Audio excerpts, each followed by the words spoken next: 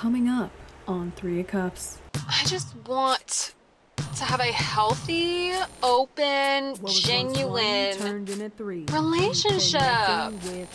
Okay. And connection. Okay. So let's get into this. The statement she said she just wants a genuine, healthy connection. A lot of the times we really don't understand that when we say stuff like that, we're really seeking a genuine connection with ourselves. Evaluate and reevaluate what you're really seeking in a connection and what you value, because what you value and nurture and what you're seeking is what you're going to give to yourself first, personally, where it's going to assist you in deciding the way you navigate either your current connections or future ones that come into your life. One, to provide a connection, what you're really doing is burdening them with showing up for you in a way that you actually are meant to be showing up for yourself, because it starts with you, not someone external of you. Reconnecting with our family, a safe space to speak authentically. What was once one turned into three. Reconnecting with our family, a safe space to speak authentically. We raise our cups, unifying as three. We bring freedom in community, random thoughts and golden nugget treats. Welcome, Three of Cups community. Let's go ahead and raise the frequency.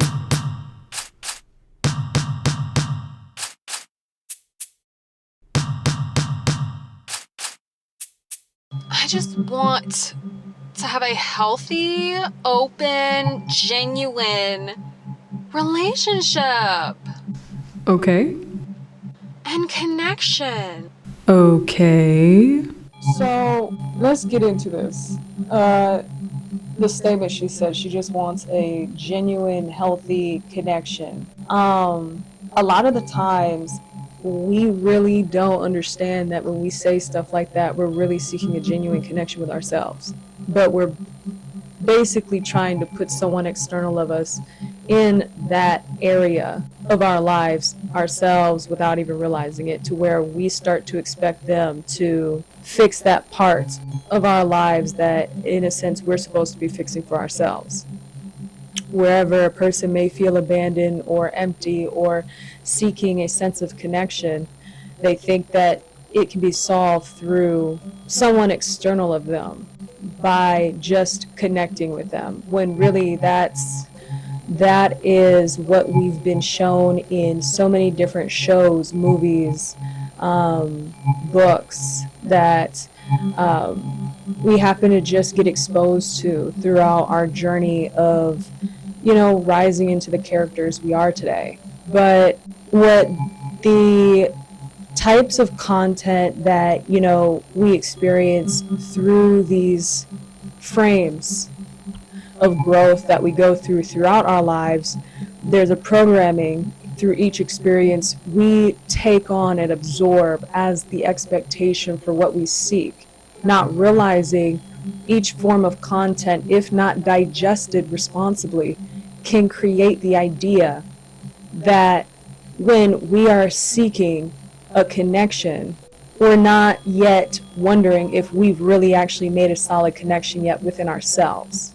Just by the start of this conversation, within this specific interaction, someone approaching this conversation is dreading for a connection, yet not reflecting yet if they've connected to themselves enough to actually know if it's a connection external of them they're seeking, or if it's a connection they're lacking within themselves. Let's continue. I do not understand. Do you know what I found out? Do you even know what I found out? I found out. I'm gonna tell you. Okay. We enter the gossiping stage. The gossiping stage of complaining about something that you don't have control over. So what do you do next? Gossip, vent, talk to someone outside the actual physical connection you have. Maybe because you feel you're not heard, maybe because you feel ignored, maybe you feel misunderstood. Really, this all stems back to the original point I've made when I first started this clip. When you're searching for a connection, or as she put it, she just wants a genuine connection. As she put it, she just wants a genuine connection.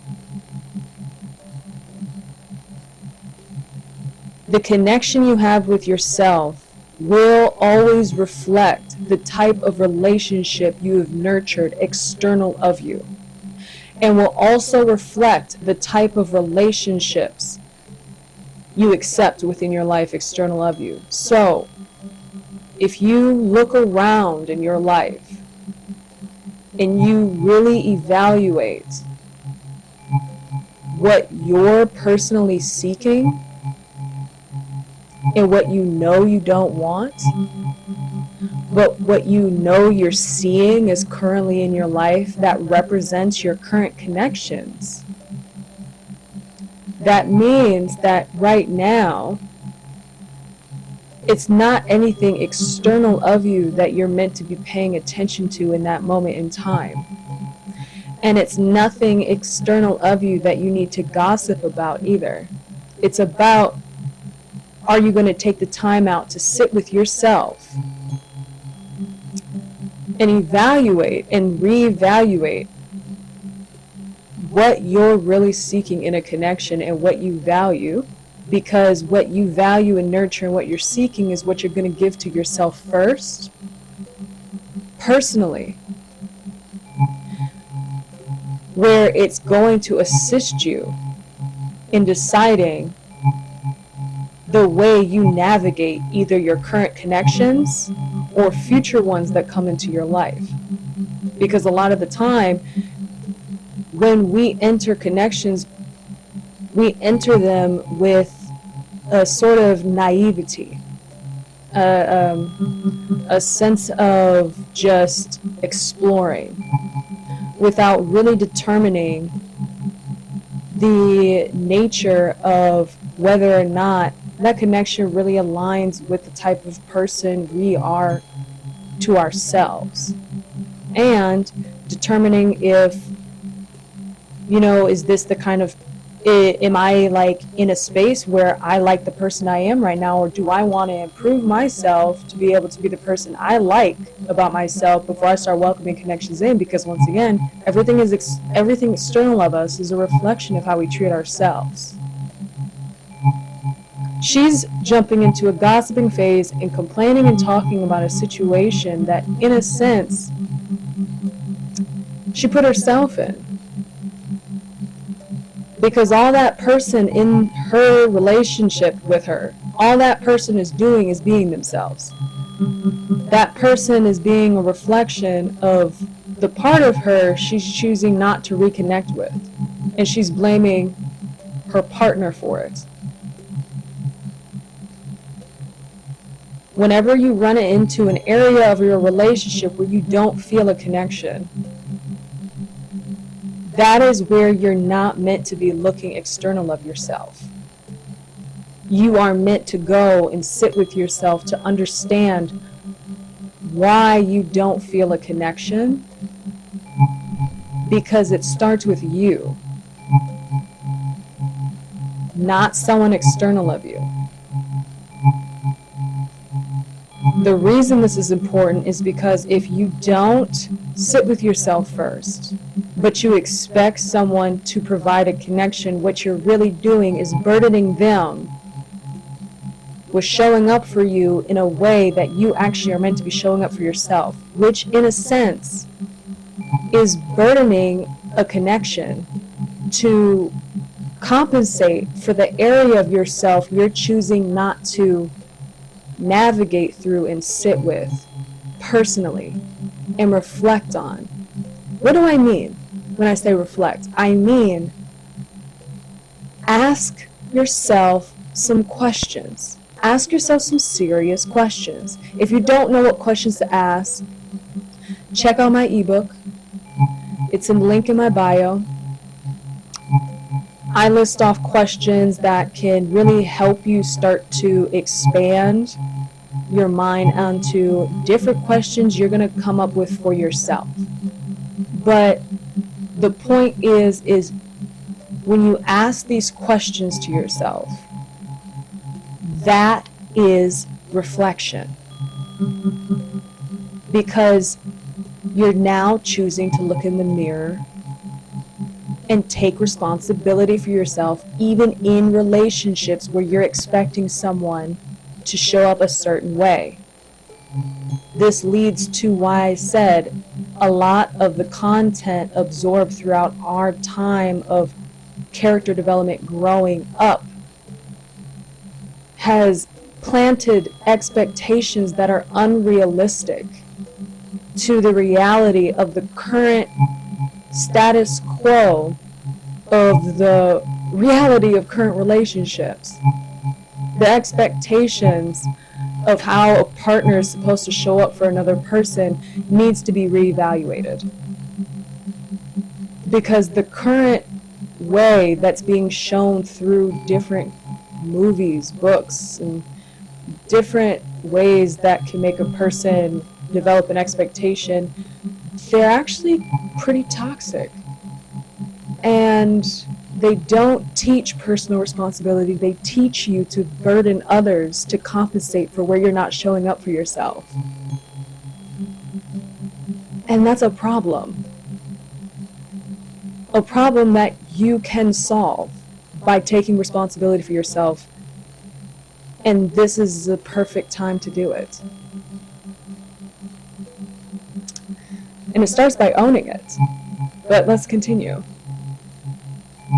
I found out that on Thursday night, when we are supposed to be spending time together, he's out with the guys bowling. He's out with the guys, even playing video games and playing pool. And Sounds normal. So as she's gossiping about how much she has no control over the way he's choosing to live his life while he's in a relationship with her, she's talking about him doing things in his own personal life independent from her while still in a relationship with her, where he's choosing to still just live his life the way he wants to. She's expecting to be included in almost every fragment of his moment of living, just to feel a connection. That is a very insecure reaction, which means the projection that's going on here has a lot more to do.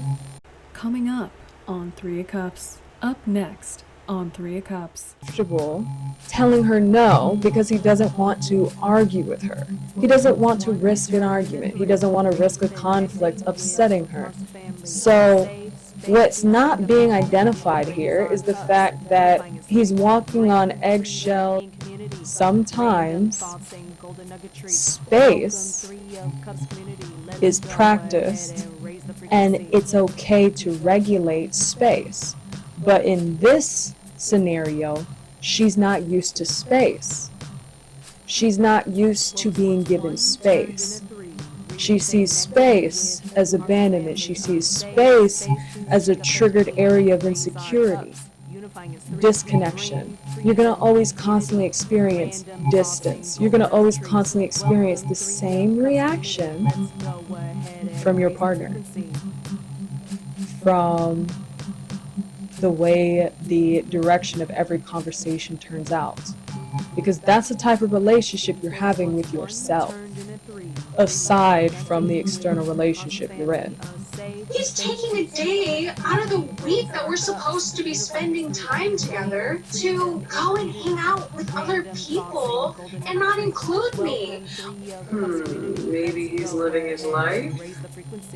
When I deserve to be included too, I don't understand why he would. What was once one turned into three, reconnecting with our family, a safe space to speak authentically. We raise our cups, unifying as three. We bring freedom in community, random thoughts and golden nugget treats. Welcome, Three of Cups community. Let's go ahead and raise the frequency.